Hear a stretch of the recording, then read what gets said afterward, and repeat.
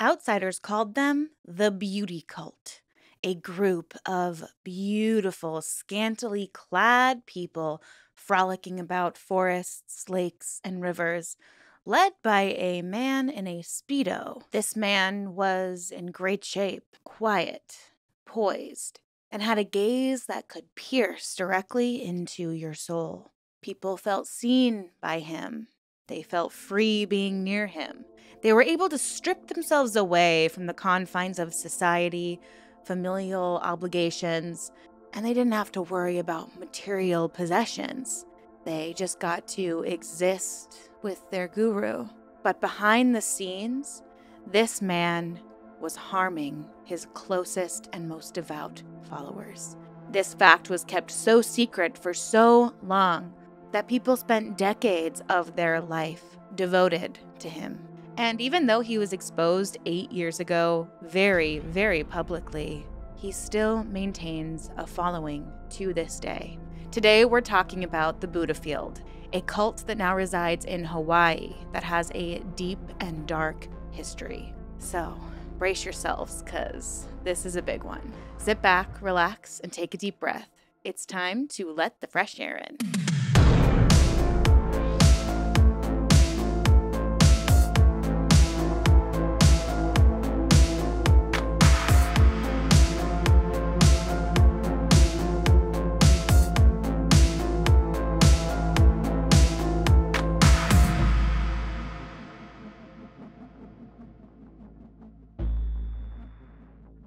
Hello, everyone. Welcome back, or welcome if you're new. My name is Erin, and I am fascinated by all things cult, true crime, and unique spiritual practices. So if you're into cult deep dives and like debunking cult leaders, well, this is the channel for you. So please consider subscribing. I would absolutely love to have you here. Now, before we jump into today's video, I want to make sure I shout out another teacher. As a lot of you know, I am featuring teacher wish lists in nearly every video of mine this summer. This is in an effort to help support financially those teachers who work so hard to shape children's minds. And what's really unfortunate is oftentimes they have to pull out of their own pocket in order to provide their classroom materials. So let's meet today's teacher. Today's teacher is Shayla. Shayla writes, "Oh, I love your YouTube channel, especially the Teal Swan episodes. Thank you so much. I'm so glad you enjoyed those. Those can be found here. This is like my master playlist. And I saw in a recent video that you were sharing teachers' Amazon wish lists. I teach first grade in a Title I school in Hampton, Virginia. I love my school dearly, but funds and supplies are very limited. Many parents are not able to provide students with the items on their supply lists, and teachers end up filling in the gaps with their own money. I'm switching to kindergarten next year, so I have items on my list that will help motivate and inspire little minds. Thank you so much." Now, you will find her Amazon wish list in the pinned comment down below for easy access. And just remember that you need to select this person's address. The address won't pop up publicly, but it will be sent to her. And I want to say, Shayla, I hope I'm pronouncing your name correctly. Thank you so much for your support on the channel and for all the hard work you do throughout the years shaping those children's minds, because I can just imagine that age group can be a lot to handle sometimes. With all that being said, let's jump into the Buddhafield. The Buddhafield cult is kind of an enigma.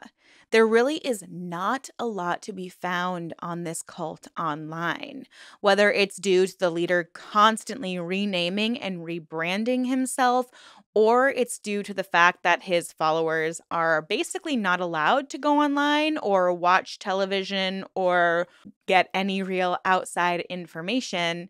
Or maybe it's because the recruitment process is so meticulous and quiet, it's basically word of mouth. But it was really difficult to research this topic. I've listened to interviews from ex-members. Of course, I watched the Holy Hell documentary, which is fantastic. I highly recommend you watch it.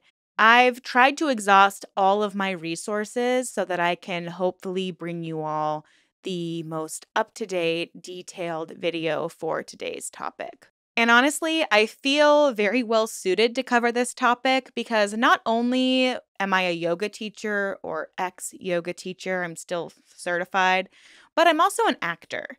And the leader of this cult wanted to be an actor.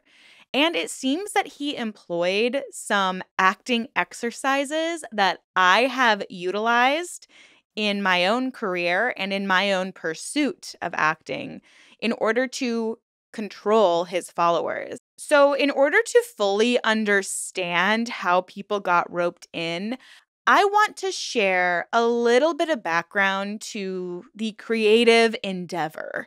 If you're someone who kind of jumped from college into a 9 to 5 and felt like you had your path kind of laid out for you, I want to make sure that you can better understand how so many young creative people got sucked into this group. Because a lot of the people who were targeted by this leader, we'll call him Michelle for now, they were actors, they were filmmakers. I mean, he started this cult in West Hollywood, so he had access to beautiful people who wanted a bigger life for themselves, but who also were seeking out purpose. Now, I oftentimes joke that some acting schools, or even acting as a whole, it's kind of like this weird little cult. It's not a cult, but the way things operate is very cult like because an actor or a creative person on the pursuit of performing, it's expected that we put in a lot of time for very little, if any, money. Let me give you just like a quick breakdown of what a life of an actor is like.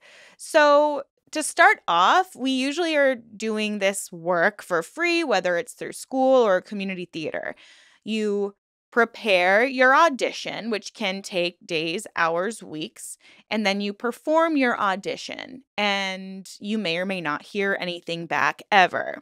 But if you get to go to a callback, that's essentially your second audition. And then for some projects, you might be required to attend another callback or a third callback. Or if you're doing musical theater, they might need to hear you sing. If you're doing a dance call, you might need to dance. I did a dance callback last year and I was there for 3 hours and I danced almost nonstop the entire time. When I tell you I was exhausted, I was exhausted. But that's the expectation. I put all of that time in and I made no money and I didn't get the job. And on top of that, there is this kind of unspoken expectation, and it's getting better, but there's this unspoken expectation to how you look. You know, you need to obviously, if you're going to be dancing 7 nights a week in a show, you need to be physically fit enough to dance. And of course, we hear about pretty privilege all the time, but I mean, certain networks have a certain look, like think of the CW. There are mostly going to be really, really, really beautiful people on that network. Whereas if you're on a Netflix show, you might have a little more of a salt of the earth vibe. But regardless, I think most actors can agree with me that there just feels like there's this unspoken pressure to look a certain way. So let's fast forward and say you book an acting job. You are required to show up to rehearsal, not just having prepared on your own, but now most likely you're not getting paid for that rehearsal time. The opportunity that I spoke of earlier would have paid me, I believe, 250 to 350 a week, and I would have been required to come to rehearsals from 5 p.m. to 11 p.m. every single night with one day off. And then I would have 6 weeks of shows where I would get paid per show, not per week. So that's not a lot of money for a full-time job. But actors were kind of used to that, unfortunately. And things are changing. But when you're a creative person and you jump out of school and you don't know what to do with your life, but you know you want to pursue some kind of art, you already know what the expectation of that art form is going to be. You're going to have to put in a lot of free time, a lot of free effort for very, very little payment. I mean, they don't call it a starving artist for nothing. So, as we move forward and talk more about the time commitment that the Buddhafield required, I want you to have that basic understanding of what a typical schedule is like for an actor. Even now, I currently am sitting on 2 auditions that I need to spend some time on preparing and then audition, and then if I get a callback, that's more of my free time I'm not getting paid for just to hopefully secure a single day of work. It can be draining and really exhausting, but it's been so normalized in creative spaces, whether you're a writer, you're a musician, you're a filmmaker, you're an actor, you're a model, you are putting in so much time for very little money or payback or return. Why does any of this matter, though, as it pertains to the Buddhafield cult? Well, in order to answer that question, we are going to have to understand a little bit more about the leader, Michelle, aka Jaime Gomez, aka Andreas, aka Reiji, aka the teacher.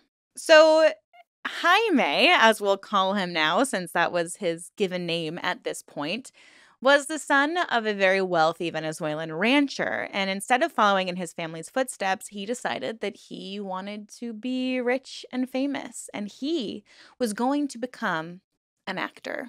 So, in an effort to become that actor and rise to the ranks of fame and fortune, he decided to move to LA and pursue his dream. Now, unfortunately, he didn't have much success in that arena. He did have a very tiny non speaking part in Rosemary's Baby, which he bragged about for years to come. And as an actor, part of me gets it because it's really, really hard to secure even the tiniest role on a television show. I mean, from experience, I've auditioned for probably over 100 roles, and I have booked 2 of them. And one of them I barely said anything, and the other was on a show that I don't even think anyone has ever heard of before. But when someone asks me about my most recent role, I'm going to say I was Janis Joplin in Jesus Revolution, and hope that they think that that's cool enough to think that I'm on some kind of pedestal, even though I was on screen for probably less than 30 seconds. But pursuing acting can be really, really difficult, especially back in the 60s when he was pursuing it. So he kind of fell into doing photography. And some of these fit clips are really acrobatic, I'll say. And he's a very physically fit person. So maybe he was trying to show off a little bit, but he did lean into the gay. He is an open homosexual, and that was what he was into doing. So I imagine that's where he started getting a big chunk of his income. Now, fast forward slightly, he has a friend in Florida who is going through a spiritual program that would enable her to become a hypnotherapist. Whether it's accredited or not, I'm not sure. But apparently, she was working with a guru and had been working with this guru for several months and was finally approved to get this quote unquote certification for hypnotherapy. And she told Jaime about it, and he kind of rode her coattails so that he could also become certified. So he never worked specifically with that particular guru. He just would claim to later as if he was using teachings from that particular guru to help guide. It's always this idea of like the master also has a master, and that keeps the cult leader in this humbled position when really he's just making it all up and actually taking ideas from several other religious leaders / cult leaders like Osho, but more on that later. So this friend of his vouched for him, and he was able to get this certification through this spiritual body. He would go on to claim that he had a spiritual master, and he's teaching his disciples the same way his master taught him. So this would be a means to normalize all of the disturbing and disgusting things he would put his followers through in the future. He also had a deep fascination with Osho, which was kind of going on while he was pursuing his acting career, but in North California. People allege that perhaps he even lived at Osho's commune. And if you need that reminder, I have a video all about Osho right here. So after you watch this video, you can go check that one out. He's also a very problematic cult leader who rebranded himself into something else, so yoga teachers and spiritual practitioners today will still quote this man whose disciples tried to poison an entire town. Yeah. So it's my belief that Jaime realized that if he couldn't get the fame and fortune that he so desired through acting or dancing, which he also tried, and I guess he had been a professional ballerina at one point, he decided he was going to channel his leadership qualities into becoming a yoga teacher in Los Angeles. And this is how he would do the majority of his recruiting. And it's actually how he continues to do his recruiting even to this day. So, as we all know, LA is full of artists. It's full of people with huge, huge dreams. But when you're chasing dreams like that, it can feel daunting. It can feel very isolating. And when you're faced with constant rejection, it can be really, really difficult to feel like you're worth anything. And I'm saying that as someone who is constantly wondering if I'm good enough to be an actor because it's just that hard to get those jobs and you never get feedback. You audition, and if you don't get the job, you never hear from anyone. You don't get a compliment, nothing. You just hope you get another audition and you can try again. And I know I'm coming off as very bitter. I'm not. I'm very grateful to be in the position where I have an agent who actually gets me acting opportunities and auditions. But I'm just trying to paint the picture for you for the survivors and victims of this cult.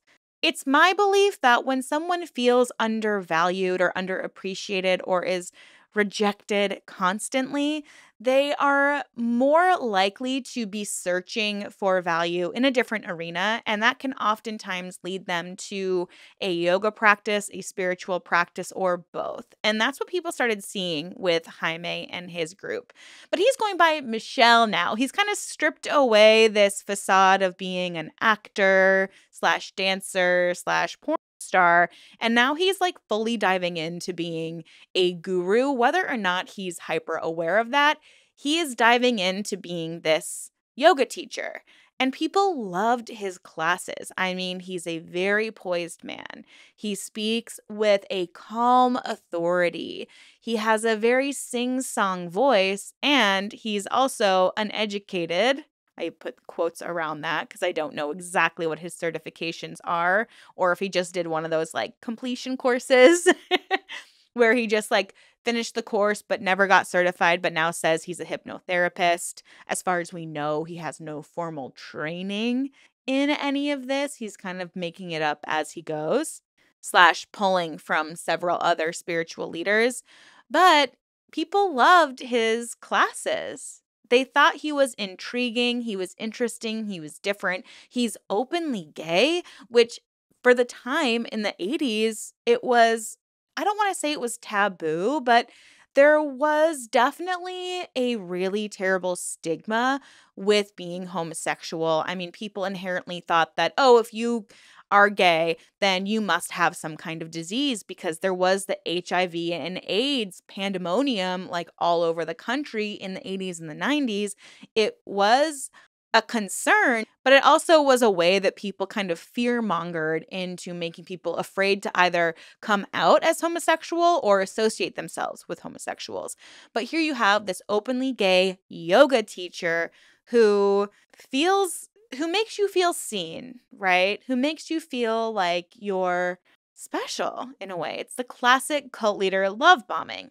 So let's say that you are that creative person, you found this yoga class and you start to get a sense of community and you hear about these special meditation sessions that are happening a couple of times a week, but they're invite only. So there's this exclusivity piece to it. And you want to get invited. You want to get picked because you keep hearing how incredible and transformative all of these meditations are. And so finally, you get invited to be in that space and you enter for the first time and you feel calm. You feel these sensations of euphoria and joy. So maybe after however long you've experienced that rejection, you're like, oh my gosh, I have purpose. I have meaning. I do have value. And these are the people that are seeing my value. And I'm special. I actually got picked. Maybe I've gone on audition after audition, and I haven't been picked, but now I have this guru picking me. And so you go to one meeting a week, and then slowly you start devoting more of your time. You go to 2 meditations a week. So soon you start to attend the weekly satsangs. I feel like I'm not pronouncing that correctly. It's satsang or satsang. I'm going to say satsang, so I apologize if I'm pronouncing that incorrectly. If you know better than me, please share down below. But I've come to understand this as basically like going to church. It was a gathering weekly where there was a transfer of energy known as the Shakti. Satsang itself is Sanskrit for the company of truth. And then you have the Shakti, which is a transfer of energy. So everything already is feeling very like shrouded in this spiritual speak. The people have started to communicate in such a way where it's almost like creating that new language.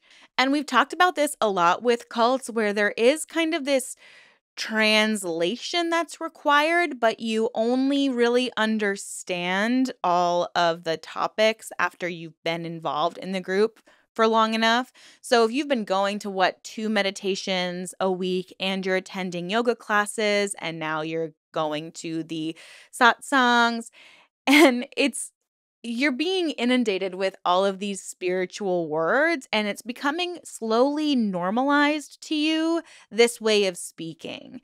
And your life kind of becomes about getting that euphoric feeling that you're experiencing in meditation. And he's telling you that if you receive this transference of energy from him, you're going to become even more enlightened.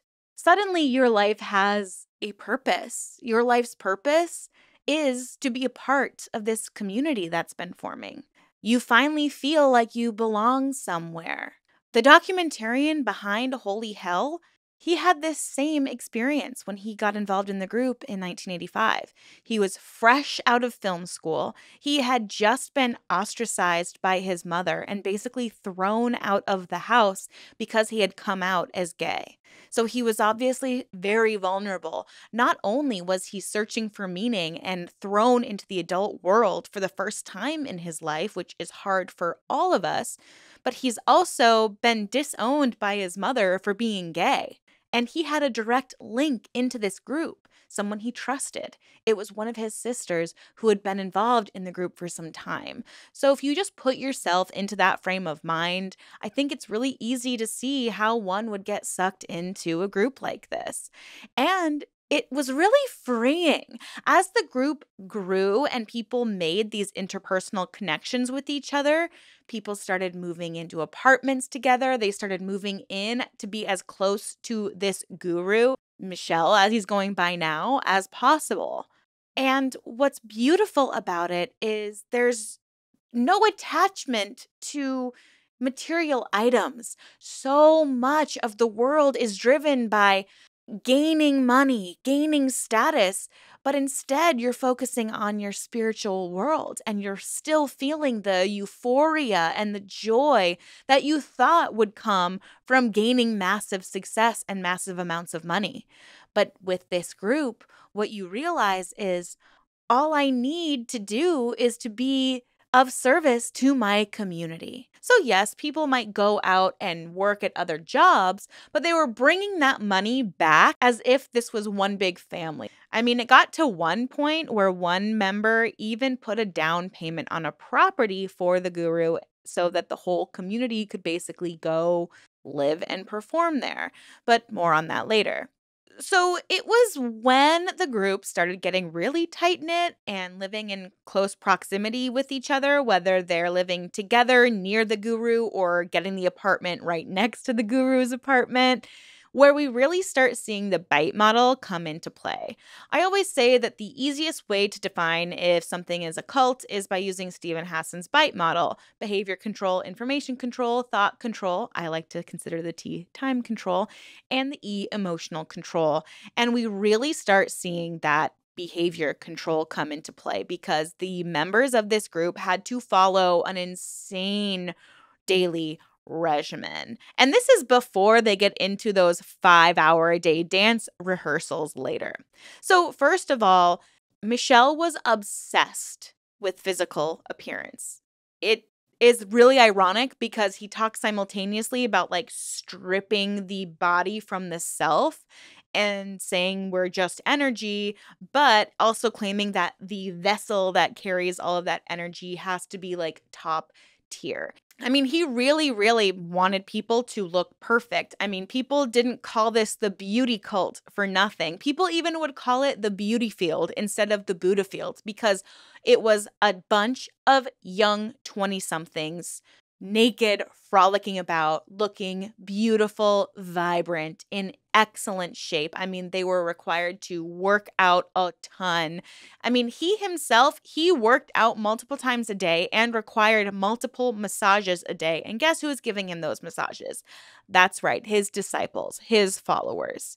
So, if they wanted to be enlightened as Michelle was or claimed to be, they obviously had to behave exactly like Michelle. So they were also required to eat extremely clean. That meant no sugar, no alcohol, no smoking, no drugs, no coffee, all of the above. Very, very clean eating, which also opened the door for people who had a history of addiction. People would come and start getting involved in this group and think that they were healing their addiction when they were kind of like transferring that addiction into something else, into their enlightenment, into their health. But they think, oh my gosh, I am living so purely. I'm healing myself because that's what Michelle was telling them. We also have information control piping in here because Michelle didn't want anyone watching television, reading books. He didn't even want them to be reading any other like spiritual teachers' books. He apparently stole a ton of his material from Osho himself, and then he would not let anyone else read Osho or read other spiritual texts because then they would find out it wasn't Michelle channeling all of this spiritual information. He's actually stealing it from other spiritual gurus. That's how ridiculous this was. They were not allowed to read, watch TV, listen to the radio, none of it. They couldn't go to the movies because all of that would have taken them away from their enlightenment. And if they weren't enlightened, they would never feel whole. They would never feel like they'd really achieved their true potential. Because remember, by this point, all of their value is being given to them by the group. So now we move through T. And first, I'm going to talk about time control. There was this expectation to be of service. And at first, it was of service to the group. If somebody needed help moving on a Saturday, if you were jumping up to help them, oh, you would look so good in the guru's eyes. Whatever people within the group needed, every Saturday you showed up for them. That was your act of service. Maybe your act of service was donating money to something that the group needed or the cult leader needed. But a few of the members who didn't have a lot of money, they would try to serve the leader directly. And this was making those fruit salads that he might never have even seen, even though you're creating this intricate art, but you're taking it so seriously because the more you provide service, the more enlightened you're becoming, the more special you look to the guru. Some people became his personal chiropractor. Some people became his personal chair carrier so that he always had some kind of throne. So anytime the group went anywhere, they went outside for a picnic, someone's carrying the guru's chair and sitting it down, angling it towards the sun, because obviously the guru needs to be in direct sunlight because he has that special connection to God. And you get to be the person that places his chair in the perfect spot every time. And he's grateful for you for that. And then, of course, there are the people who began to give him massages, and he required several of these per day. So this is a behavior and time control issue. Now we're going to talk a little bit about that thought and the E, emotional control. So as time went on, it became less about your personal journey and you honoring and kind of worshiping yourself through this meditative practice and through service. And it became more so about Michelle having this direct link, direct connection to God. And he called this the knowing. And he claimed that he could give you the knowing, which was effectively and essentially seeing God. And he would very specifically select members who were deserving of seeing the knowing, whether they were ready or not. He would literally stand in front of a group of like 80 of his followers and ask who would like to have the knowing, and then they would raise their hands and he would quietly gaze and pick them. So you're constantly trying, yet again, just like before you got into the cult, you're now in a place where the love bombing has stopped and you're just wanting to get that next level of approval. You are wanting to be picked. You want to see God. You want to be ready. You want to be spiritually enlightened enough to get to see God and get this incredible energy transference. But he doesn't pick you. So what do you have to do? You have to keep showing service. You have to find more ways to serve the group. You have to find more ways to serve your master. You have to prove to him that you're devoted, that you're ready. And then maybe he'll finally show you the knowing. And by this point, you're starting to look around and see that he definitely has favorites. People who serve him, who have become his right hand, usually men. The people who are carrying his chair. Will Allen, who's documenting everything. Those are the people closest to him, who know him the most intimately, and who, by association, are probably more enlightened, further along their spiritual path, and you want that.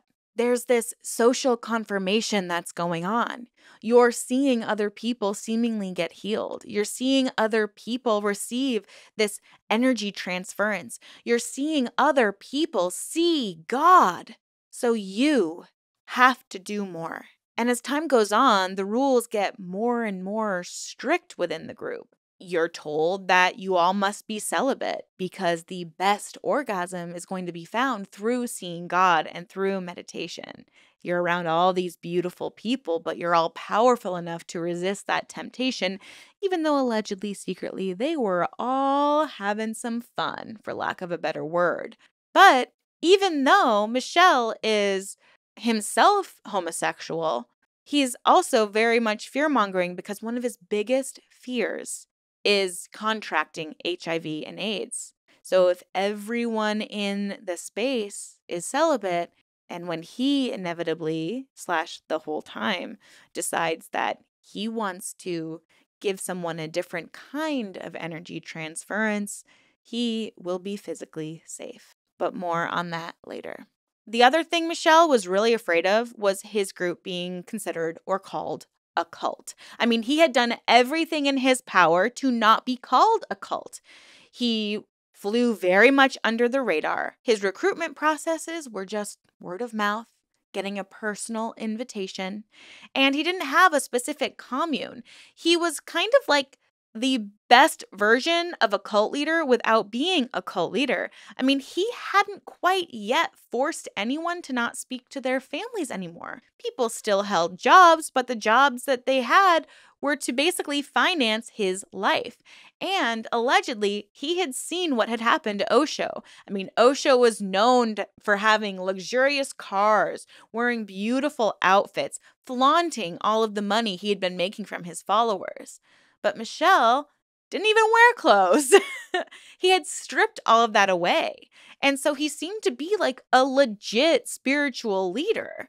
So in 1993, when he got on Rick Alan Ross's radar, the founder of the Cult Education Institute, he straight up panicked and he just fled the scene. So here's what happened. A man was dating a woman in the cult and started seeing these like intense red flags about this group being a cult, but she wouldn't listen and she stopped talking to him. So he started raising all of these red flags and got the Cult Education Institute involved. So Michelle, there was no way he could be associated with being a cult because he knew after observing what happened with Osho, he knew that he would get taken out. And I mean, this guy's like living a lavish life of a millionaire without having to actually be a millionaire. I mean, he has people serving him food, giving him massages. All he has to do is exercise every day. Everyone is funding his lifestyle because he has become their guru. So what does he do? He flees the scene and he rebrands to Andreas. And he just leaves the followers in the dust. They're like, what do we do now? They're abandoned by their guru, but he keeps telling them he's finding a new spot for them. He's finding a new location for them. I mean, he shopped around through Sedona, Arizona, before finally landing in Austin, Texas.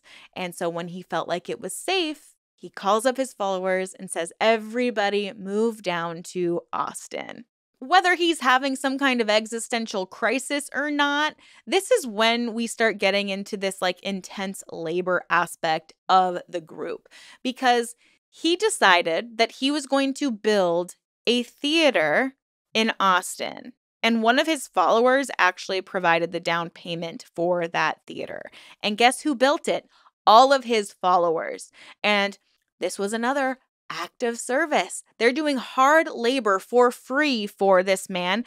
And if he comes in and doesn't like what you're doing, they have to tear it all down and start from scratch. This is A, how devoted people were, B, how much they believed in him being a guru, and C, the dynamic between cult leader and follower, where he is breaking people down, making them feel bad so that they put in even more effort to prove to him that they're valuable, they're worth receiving the knowing. I mean, things really transitioned from it being this all-loving community to we're building a theater now, you're building it for me, and now we're putting on full-scale productions. I mean, these people were in rehearsals 5 hours a day to put on these lavish, intricate, beautifully done productions that they would perform for each other, for just their group. And as someone who was in the improv community in Chicago, where I was constantly working so hard on shows and practicing and then performing them and then begging people to come, but it would be like 2 people in the audience who were also comedians or actors. It feels so degrading after a certain point. So I can't imagine how these people felt. And something that many people have stated, both in the documentary and in other interviews that I've read, is he would berate them during the rehearsal process and make them do it. Oh, like people said they hated these ballet rehearsals because they had to do the same thing over and over and over and over and over again. And back to my first point in the beginning of this video, that is the norm in the acting world. I mean, we have to do the same thing over and over and over and over and over again. It would not surprise me if Michelle, Andreas, Jaime, whatever we want to call him, was doing these same acting exercises that I've been doing for literally 2 decades. Like, that is how common some of these practices are. And I think this is one of those cults that I see and I research and I'm like, I might have gotten involved in something like this because they're frolicking about nature, they're meditating, they're doing yoga, there's an emphasis on health, there's an emphasis on community, on service, and I get to perform. And I get to dance and I get to like cultivate all of these new skills. That sounds great. And if you consider that most of these people were fresh out of college, probably experiencing a bunch of rejection in the art form that they are trying to pursue, and now we're doing our own independent full-scale productions, I mean, that would be a dream come true, seemingly. Plus, you don't have to worry about making a ton of money because you're living communally. I mean, I could see this sounding awesome to someone who's identified as a struggling, starving artist their entire lives. But on the outside, we're like, oh, you rehearsed 5 hours a day, 6 days a week to perform for yourselves? Yeah, it's honestly, if you come from an acting background, it is not that unheard of. Oh, by the way, you're doing it all for free? Yeah. Do you know how many opportunities I've really, really wanted to get? And all I got was like a $50 gas stipend one time. And I would have to drive an hour back and forth for 3 weeks straight because it feels like it's required of you in this space. And yes, it's getting so much better. And the film and television industry is different in certain aspects, but I give a lot of my own time to become a better actor. In fact, I pay to take courses to become a better actor. I'm just saying this to help us all be on the same page of yes, from a very like left brain logical person, you're like, this is crazy. Why would you do all of this?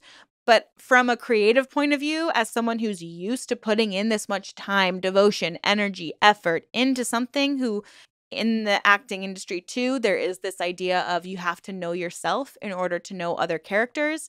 We're combining performing and self assessing and becoming better people and growing. Oh, I'm getting the best education possible.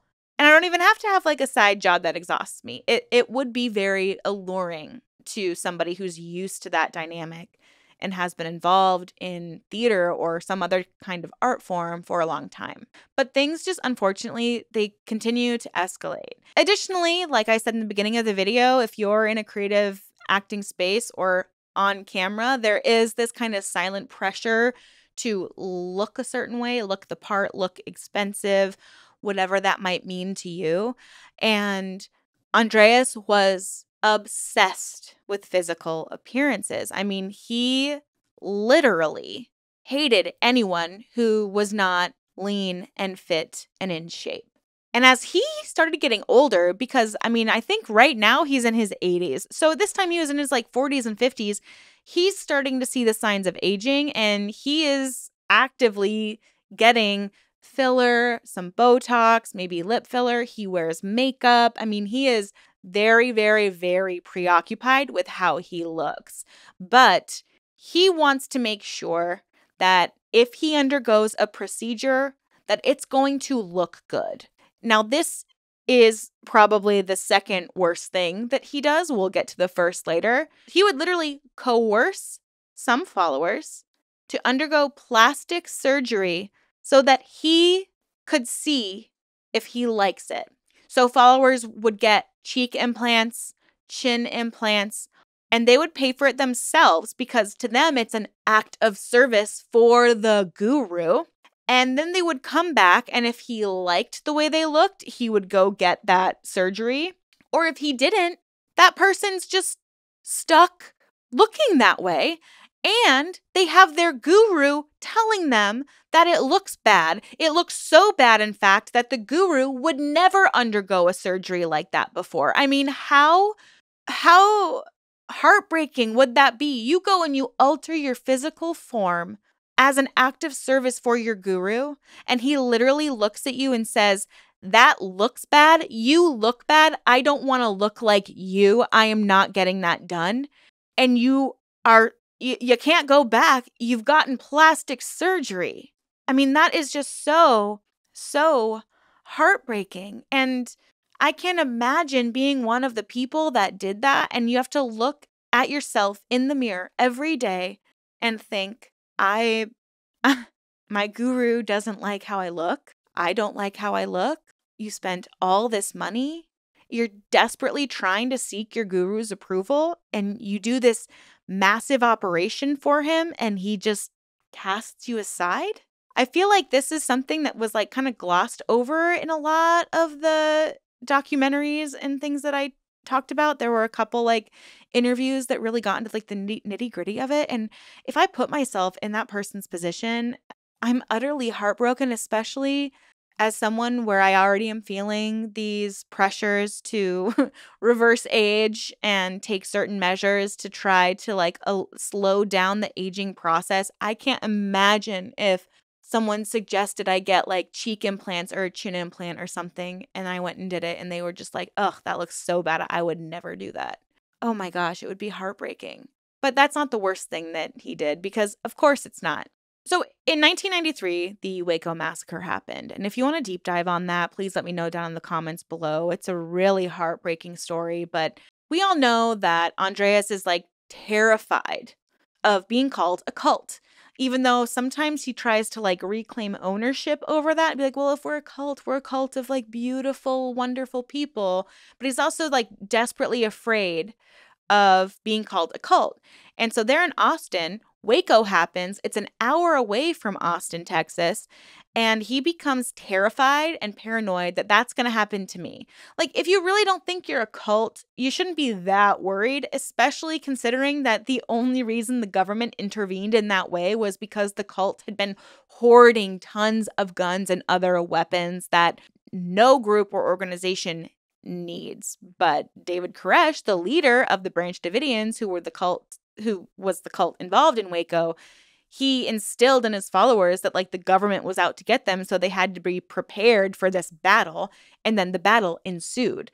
So it's like, look, if you're a group of loving people who all you're really doing is dancing in the woods and swimming naked in water and putting on these elaborate performances for each other, then what do you have to be afraid of? Obviously, that tells me that this guy knows exactly what he's doing. And then he flees. He decides to flee yet again and rebrand yet again and move to Hawaii. One of the requirements of being in this group is to have a weekly healing or cleansing session with the guru, Andreas. He is the healer.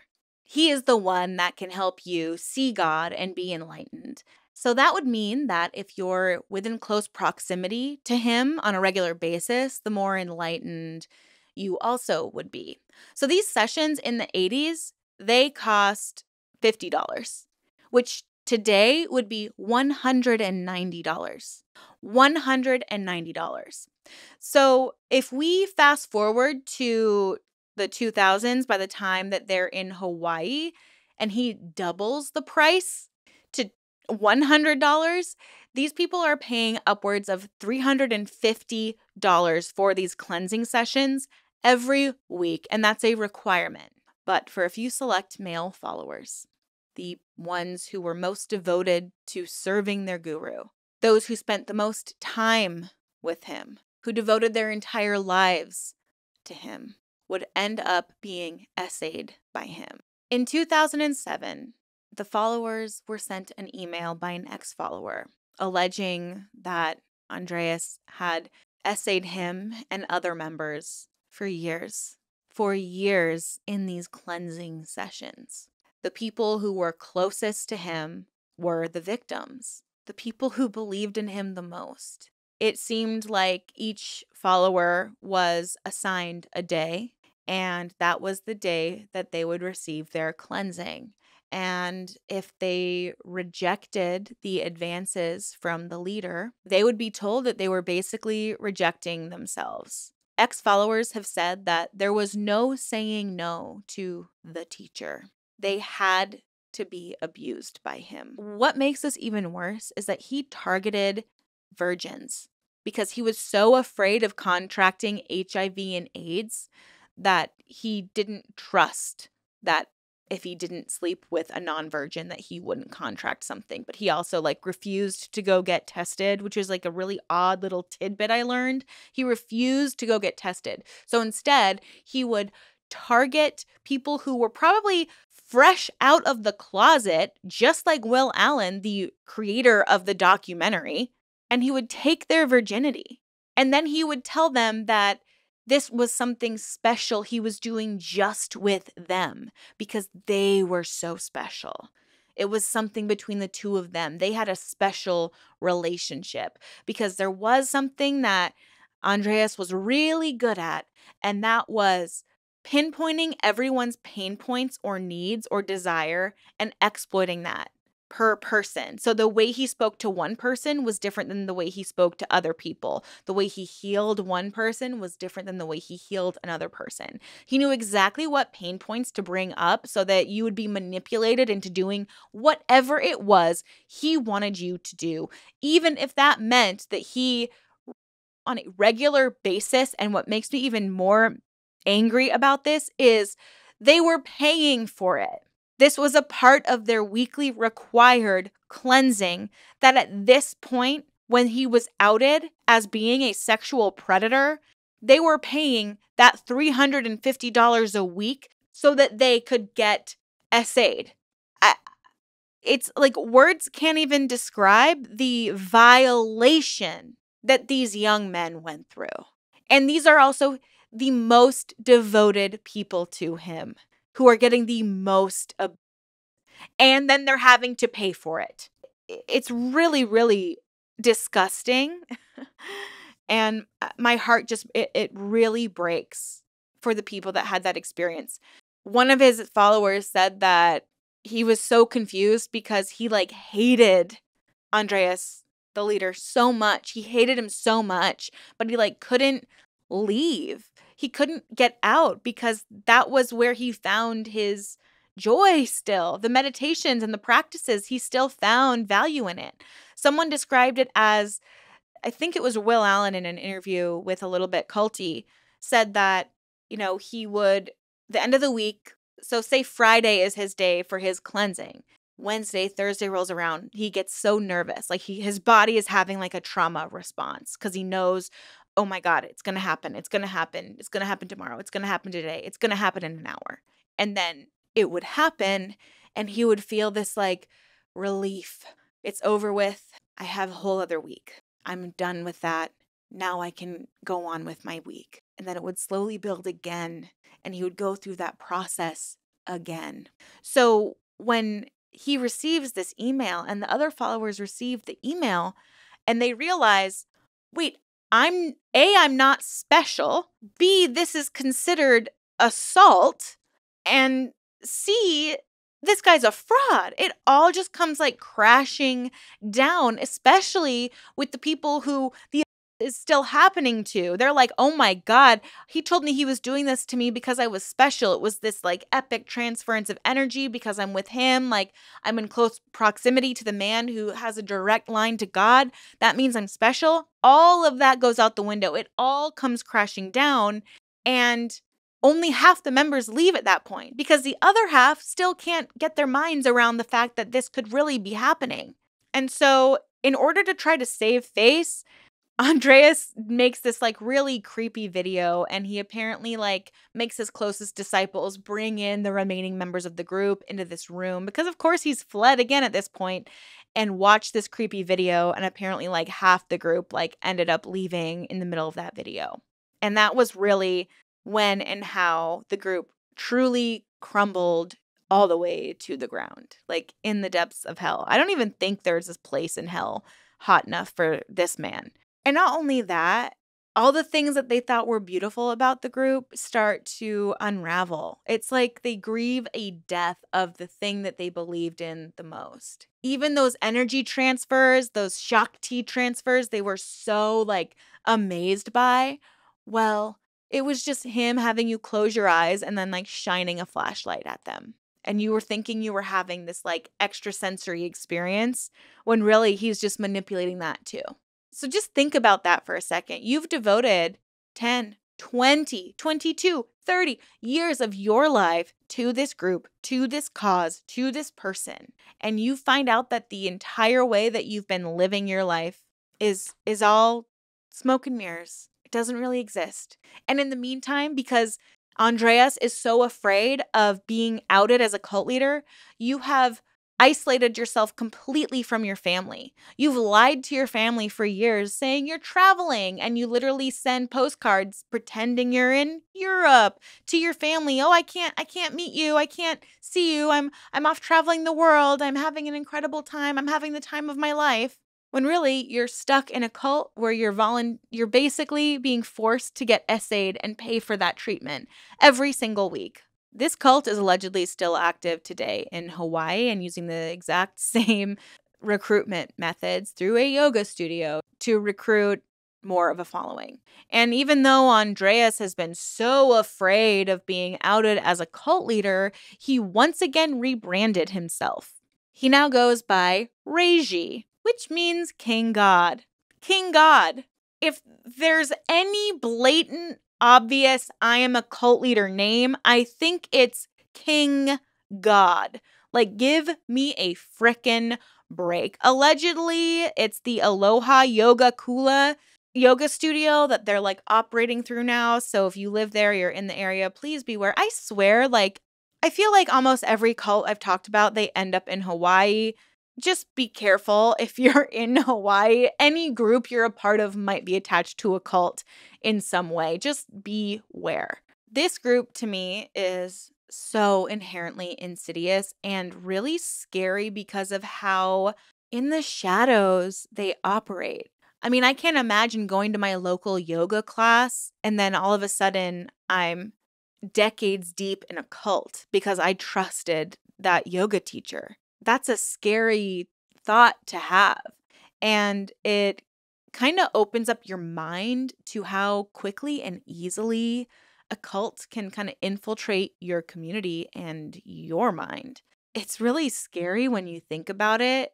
And I, I'm at the point now where I don't even want to identify as like any religion, any spiritual practice. I don't want to do any group activity because I'm just like, I will be an island on my own with my cat because I just want to avoid all groupthink at all cost. It's very, very, very scary how quickly and easily it seems that he was able to grow a following that was so devoted to him.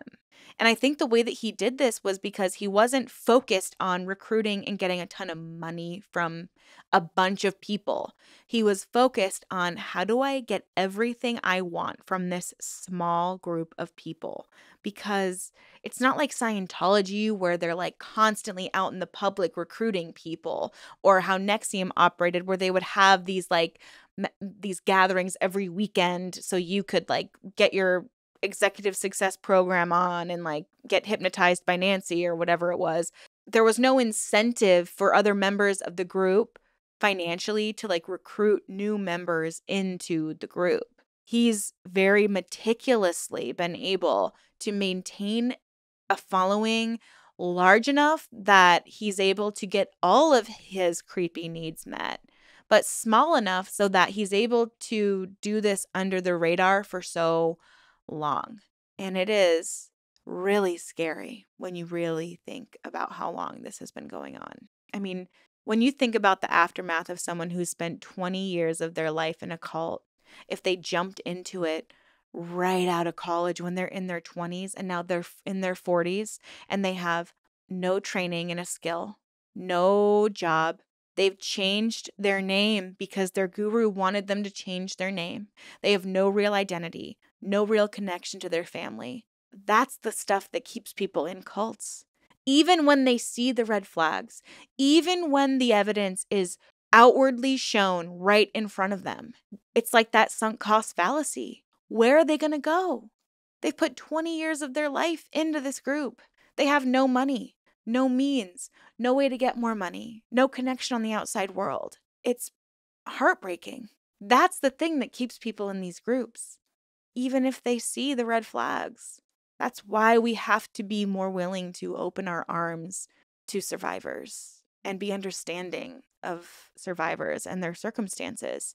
Because if we prove to a survivor or someone wanting to escape a cult, if we prove their leader right by judging them, if we prove their leader right by making fun of them, ostracizing them, insulting them, harming them, then why would they ever feel safe to trust us enough to leave the group?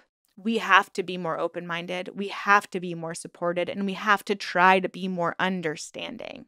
Because again, I agree.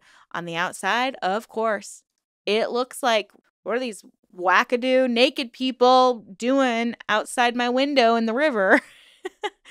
Performing elaborate plays for no one. It's easy for some people to judge that. But if we really try to empathize with not only where someone was getting into the group, but how they might see the outside world once they're in the group or have been in the group for so long, it's really easy to see how people get stuck. And it is my hope, my motivation behind this channel to not only encourage people to avoid cults, leave cults, but hopefully open up hearts and minds so that there's a deeper understanding and hence more empathy provided to survivors so that survivors feel more safe. to get out of these dangerous, abusive, harmful groups. And I can only hope that all of the survivors of the Buddhafield cult have gotten the support that they need, the financial support that they need. And my heart breaks for them. I mean, there were women that were forced to have abortions because Reiji, King God, didn't want them there, didn't want children. There are people who never got to see their dreams actualized because they were involved in this group and thought that they were doing what was best for them. All because of one man who was so desperate for fame and fortune that he was able to exploit tons of young people and continues to exploit some of them into their old age. With all of that being said, I want to say thank you so much for your support on this video, on this channel. This one really just like hit. I mean, they all really hit me to my core, but I think it's always the cults that I'm like, I totally could have like gotten into that if it was the right place, the right time, that really get me. And I hope that me sharing a little bit about my experience in the acting world, acting community will help open minds a little bit more, hopefully. Anyways, thank you all so much for your support yet again. Please be kind to one another in the comments, and let's try to show as much compassion as possible to all survivors of cults so that they feel safe speaking out and speaking up and escaping. So with all that being said, please be safe out there, ask questions, and always stay skeptical. Until my next video, have a great rest of your day. Bye.